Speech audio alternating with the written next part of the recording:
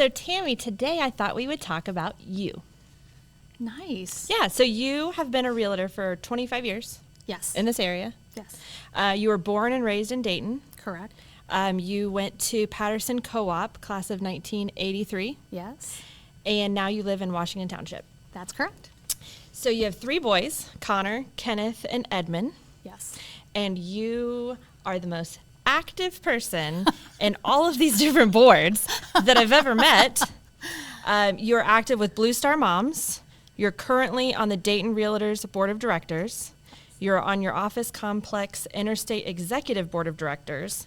And you are the District 5 Vice President of the Ohio Realtors. Yes. And you're an advisor for Miami Valley Career Tech Center. All the things. And so your favorite color is ocean blue. Yes. And when you are not in Dayton, you are vacationing at the beach. Your Hopefully. favorite place to be, right? Absolutely. Yes. And you have been very active with the abolish property tax movement in this area. Yes. Which, if you've listened to any of our podcasts, you already know we've been talking about it for a while. Yes. And so we've been keeping a secret here on the Realty podcast. You're breaking news now, right? Yes, breaking on this podcast today. Tammy Murphy is officially the Republican candidate for Montgomery County Auditor Yes. in November 2026. Yes. And that is, if you want something done, you ask a busy person, right? Right. And so. Hold on. Busy woman. We are all about women power here on the Realty podcast as well. And if you want to get it done, you just ask a woman, right? It's true. I mean, in so many of the organizations that I've been involved with, Blue Star Moms is a great example of that. I mean, these are moms who have business, lives, and other things going on, but because they have a deployed child somewhere serving in the world, they still commit to and provide that service. And many of us, my son has been home and, gone on with life and not an active military member now, but as a retired. And it's still something that you feel a calling for. So we still show up, we still pack the care packages and do all the things that we can, because we know that that's how it works, is that ours may be home safe, others are still out there, and so we want to make sure that we're providing for them. So I'll just put a little plug in there for Blue Star Moms. Yeah. So what kind of drew you to want to run for auditor this fall? It's really, our podcast has grown so much since we started, and the little bit of YouTube that I had before you and I made this part of it formal. And it was really talking with the people here in our communities and hearing their feedback and having all of the questions. It just really started me to think, is there something more? I help people buy and sell homes, start their businesses, do all of these things, work in the communities. That's an aspect of what I do with my career, right, as a realtor.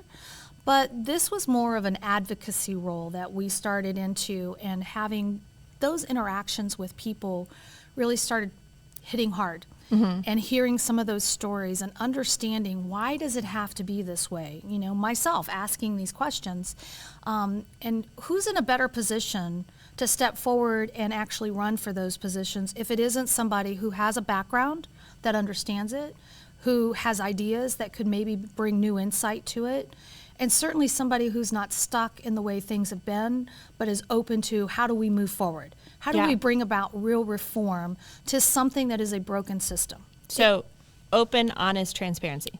Absolutely. Yeah. I feel like, especially in Montgomery County, the current auditor has come out and basically said he wasn't interested in the abolish property tax movement at all. And I mean, there may be a little bit of change on that topic lately in the news. However, from day one, you have been a very good advocate. You've been collecting signatures and helping people, not refinance isn't the word, but dispute their property valuations. Yes. Yeah. And so you're really putting your money where your mouth is now. That's it. And, here's the thing, is that I'm still going to be a realtor, still help my clients do the things that I have. I still have a business to run. I've been surprised by a lot of the things that I've learned about the auditor's position as I really started looking into this to say, is this feasible? Do I give up my business in order to do this? I've been surprised that it's a part-time position. Thankfully, I don't have to give up my real estate license in order to do that. Unlike some areas, if you go into insurance, you can't have a real estate license. So sometimes there's a conflict with the business role itself. But I think, we've tried for a number of times, I think, to get Carl in and talk about these things. John has been great to come in and talk with us. But again, I think it's just a matter of the people are asking for some answers. Yeah. They're asking for better direction. And none of us want to feel that we just have this blank checkbook that's open to our municipalities and the government and that we don't have any say over that. Yeah. I can only cut my costs so much, but I can't do anything about my property taxes. True. That's a fail in the system, and I think we're going to have to look at this in other ways. Yeah. So property tax evaluations are not the only thing that the auditor does. Correct.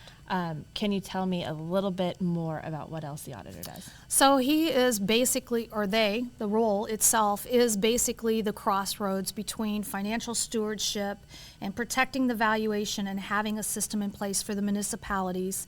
But they do the weights and measures for particularly people would pay attention at the gas station, right? When Yeah. you're standing there pumping the gas, you see the sticker on there from the county auditor. So they're involved with those road services, and that's a big part of it. And then also pet dog licenses and things like that. Yeah, and at least in Montgomery County, the auditor is over the Bureau of Motor Vehicles in that Yes. building. Yes, another division, which, one person doesn't do all of this. Obviously, the Right, role there's a itself is team. overseeing it, but then there are the departments and they have systems in place and things that go along the way that they are. I think most people are at the point where we're all having to tighten our budgets and look at things to where we say, have we adequately looked at what's the budget, what's the spending, and what's the accountability? And then if you have accurate reporting back to your residents, people will support the levies that they want because they know that this initiative for the fire department is important to them, that they will support those levies. But they can't support those levies if they don't have the control over property taxes itself. And it may be out of our control. The state has made some Band-Aid changes now. We know it's not really going to be relevant at this point or earth-shattering reductions.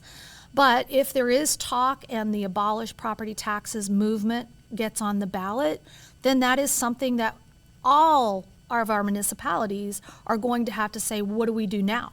Yeah. How do we adjust? And if they are closed-minded and thought that status quo is where we're going to stay, then I don't know how they can effectively do what we as the citizens need for them to do on our behalf. So again, I don't have all the answers, but I am absolutely open to and looking at what are solution-based ideas that could help better the position for our citizens while maintaining those services that we need. Yeah. And having a realistic control over the property tax system. The system cannot continue on. One of the quick numbers that I did, in 2020, the average price of homes in the Dayton area, so I can bring this kind of data forward since I have all the real estate experience, right? Yeah. In 2020, so pre-COVID, at the end of COVID, our numbers was $171,000 for average price of home. And we just finished 2025, and it's $293,000. So that is a big jump over the marketplace. We know that there's a lot of anomalies there that don't really add to the real value of the home itself for the people that are paying the property taxes on it. Yeah. But if there's a 5% average of home values going up, then I can't rationalize why we've experienced a 34 to 43% increase in our property taxes in one cycle. Yeah, that doesn't make sense. That's an uncontrollable, out of line hit to anyone's budget, right? And all I'm saying is that we need to be accountable, fair, and transparent about these numbers so that the people can actually make the decisions that is best for them. Yeah. Well, I am super excited about your candidacy. Well, I appreciate you. to do this coming up year before Yes. the election in November. If you would like to know more about Tammy and her candidacy for Montgomery County Auditor, you can get on her website, tammymurphyforauditor.com. You can also find her on Facebook, and you can just send her an email Yes. or a phone call, and she's willing to talk to you. That's it. She is working for you That's it. as the auditor candidate. Absolutely. We appreciate you. Thanks for joining us today on the Realty Podcast. If you enjoyed the knowledge and entertainment today, please subscribe and share with your friends. We will be embarking on a journey that bridges the gap between realtors and clients, uncovering the heart and tea of real estate.